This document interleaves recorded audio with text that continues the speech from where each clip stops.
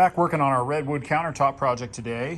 When we left off the other day, we had the whole piece glued together and we put epoxy in all the nail holes. So what I'm doing now is taking a hand plane and knocking the epoxy down with this.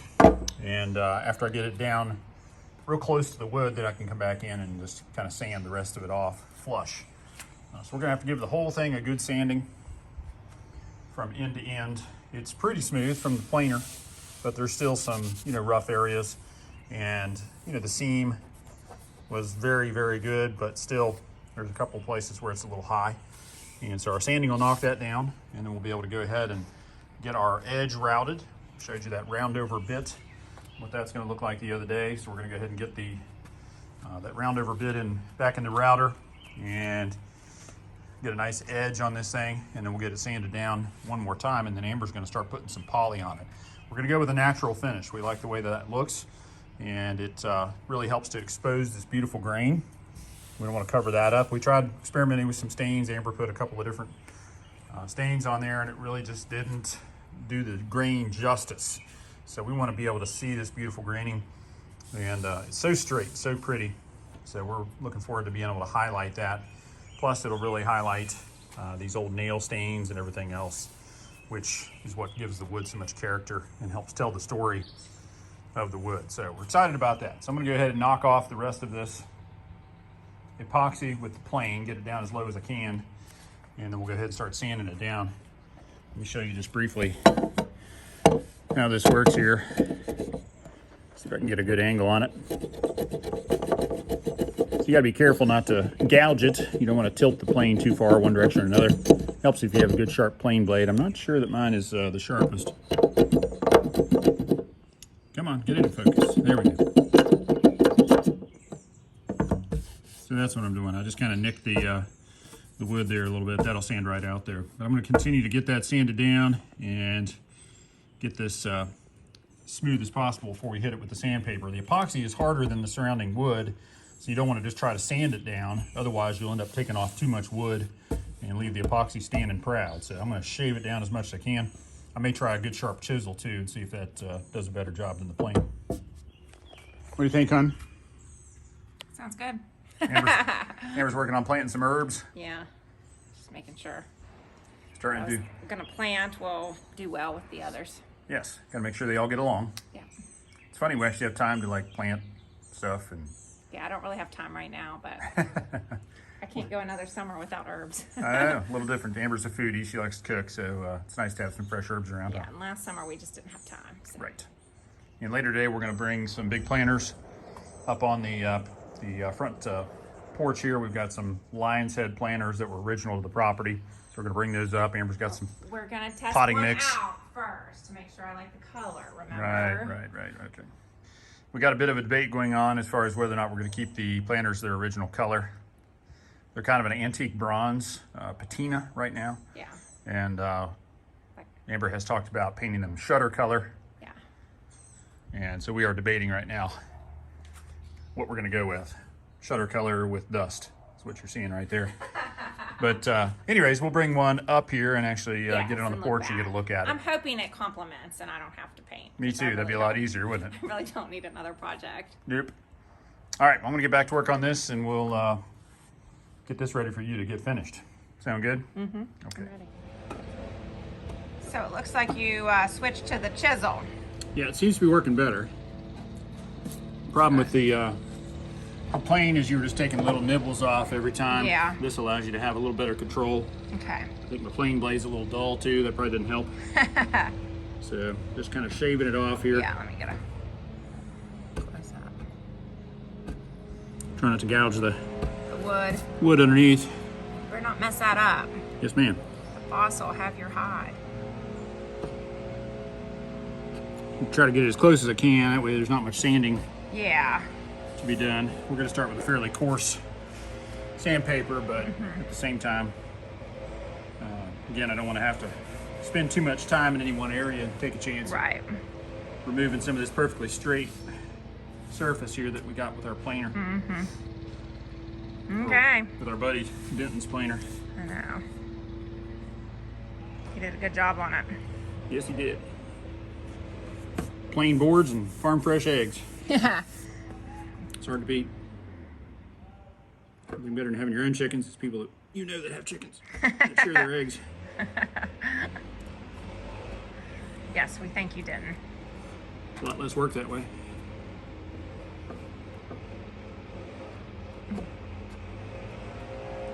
All right, I'll let you to it.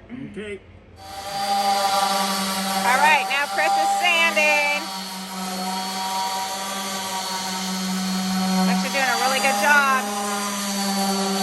Flush there now. Can't even feel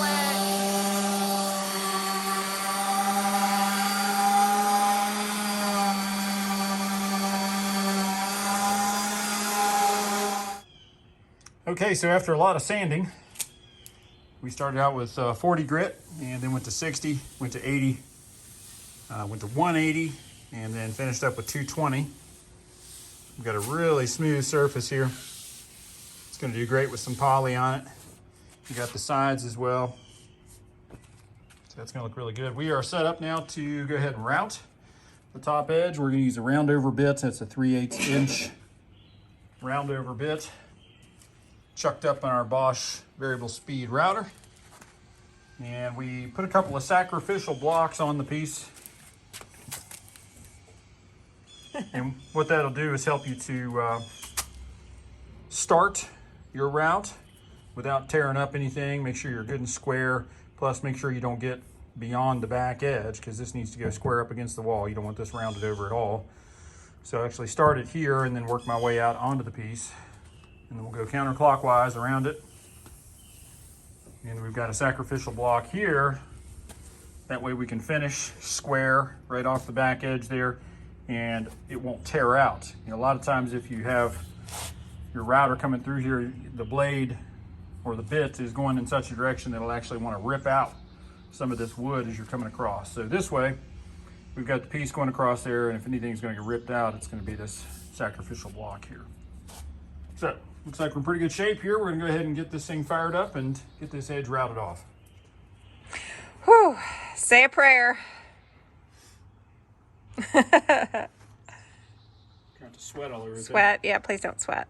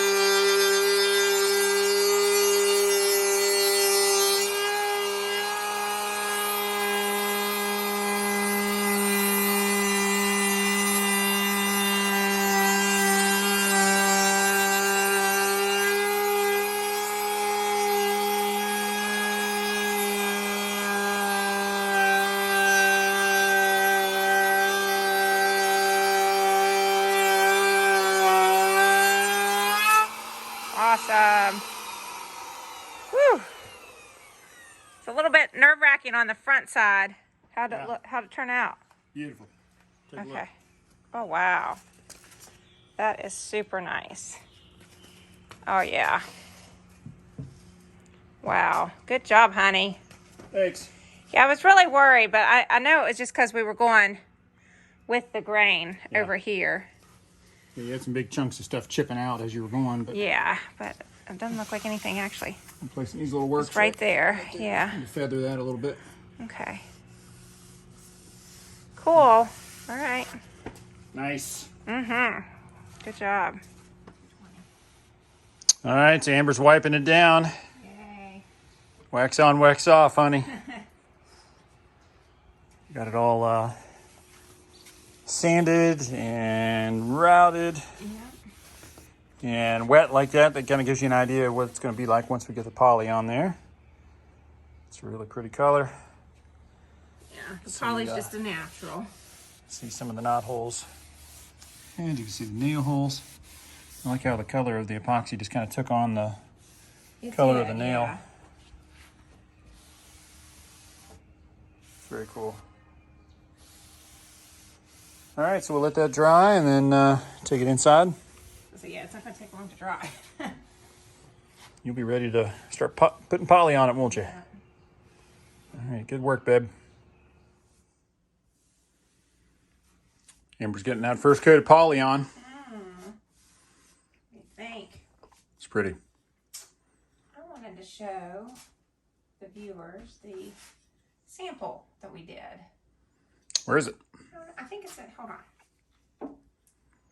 Don't let me slow you down. Sorry. Hey. Oh, yeah, here it is. Yeah, it's pretty. So this was, just real quick, this was natural. This was with the stain. And then this was with the poly.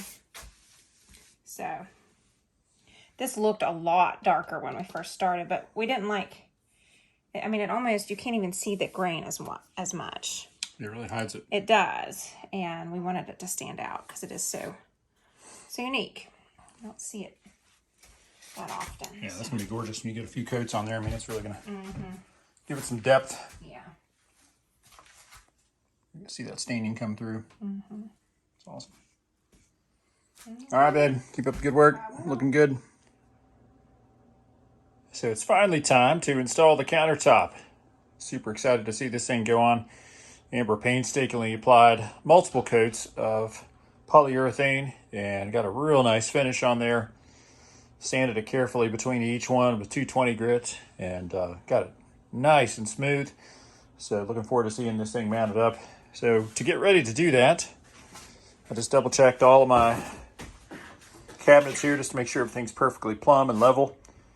And made a couple of quick adjustments to the shims here in the back. And now I'm getting ready to cut these things off.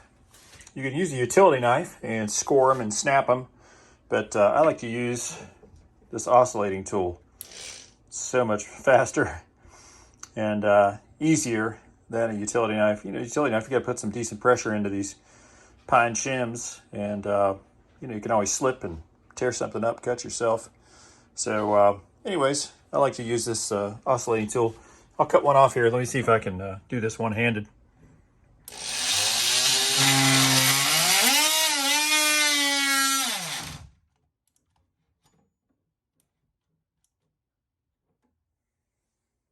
Yeah, I just tripped the breaker. Awesome. So code requires that you have arc fault breakers in most of your house. And the issue with that is that any electric motor makes an arc, unless it's brushless. And so this thing arcs aplenty. So I was just cutting this shim off and sure enough, tripped the breaker. So I'm gonna go to the breaker panel, reset that, and we'll try this again. All right, breaker's back on. Let's try this again. See if it'll last this time.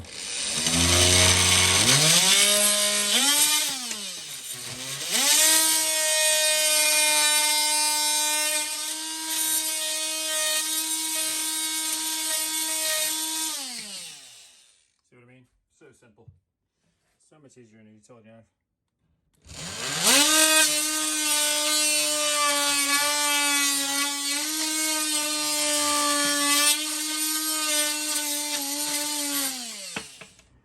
All right, so I'm securing the countertop to the underside of the cabinets. Kind of dark under there, but you can see what I'm doing here. I'm running screws up through the bracing on the top of the cabinet into the countertop.